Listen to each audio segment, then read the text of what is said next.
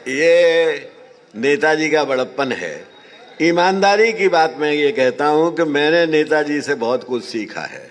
मैं आपको बताऊं कि जब मुझे नेताजी ने ही मुझे पहली बार एमपी बनाया तो नेताजी ने मुझसे एक बात कही थी और ये कहा था कि आप अंग्रेजी के अध्यापक हैं, अंग्रेजी पढ़ाते रहे हैं, संसद में अंग्रेजी मत बोलना। आपने जिस भाषा में वोट मांगे हैं और जिस भाषा भाषियों का आप प्रतिनिधित्व कर रहे हैं उन्हीं की भाषा बोलना। पहली बात इन्होंने हमको ये सिखाई। और दूसरी बात, उस समय तक मैं कोट पैंट पहनता था, सूट पहनता था। नेताजी ने कहा कि जनता के बीच में काम करना है तो जनता की ड्रेस पहननी है आपको। तो मैंने इन्हें अंग्रेजी पढ़ाई। बाद में हम दोनों ने मिलकर अंग्रेजी का विरोध किया और ये कहा कि अंग्रेजी हिंदुस्तान की भाषाओं के पीछे एक भाषा हो सकती है लेकिन हमारी भाषाओं का नेतृत्व नहीं कर सकती। जब तक हिंदुस्तान में अंग्रेजी रहेगी तब तक जो हमारे संविधान का संकल्प है कि हम सबको आर्थिक और राजनीतिक और सामाजिक न्याय देंगे वो संभव नहीं है। ये बात नेताजी ने न हमसे सिर्फ कही बल्कि हमारे साथ जाकर दक्षिण में और जहाँ पर कोई हिंदी का बात कह, कोई नेता आज तक हिंदी की बात कह के बिना पत्थर खाए नहीं लौटा।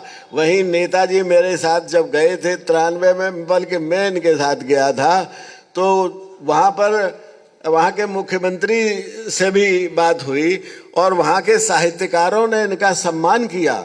और इसलिए किया कि इन्होंने ये कहा कि हम यहाँ पर हिंदी थोपने नहीं आए हैं, हम आपको तमिल थोपने आप आए हैं। अंग्रेजी आप हटाइए, तमिल किसमें काम करिए तो हम आपको तमिल में जवाब देंगे।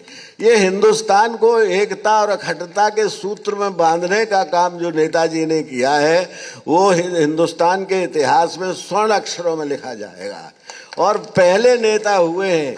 मैं अभी बात नहीं कह रहा था, उस क्षेत्र में जहाँ नेताजी गए थे वहाँ रामायण जलाई जाती थी।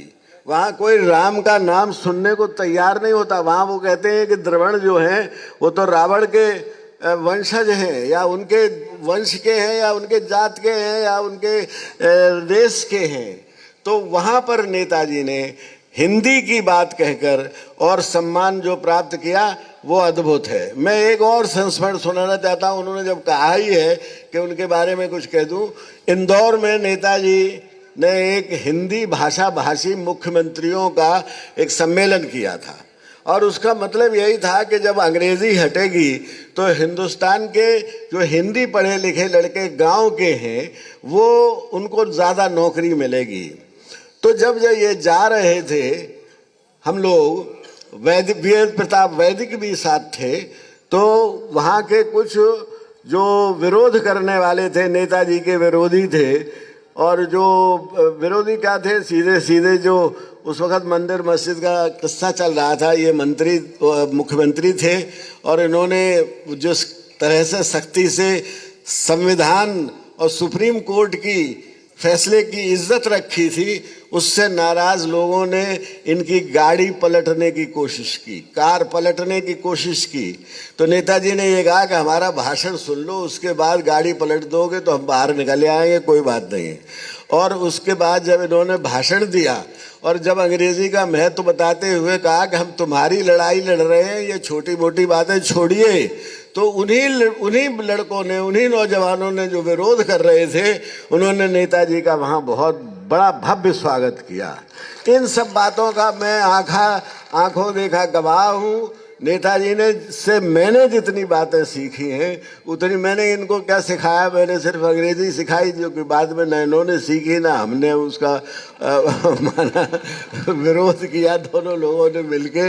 लेकिन इनसे जो बातें हमने सीखी हैं उसने हमारी ज़िंदगी में एक क्रांति की है। मैं इनको अपना शिष्य भी मानता हूँ और गुरु भी मानता हूँ। बहुत बहुत धन्यवाद।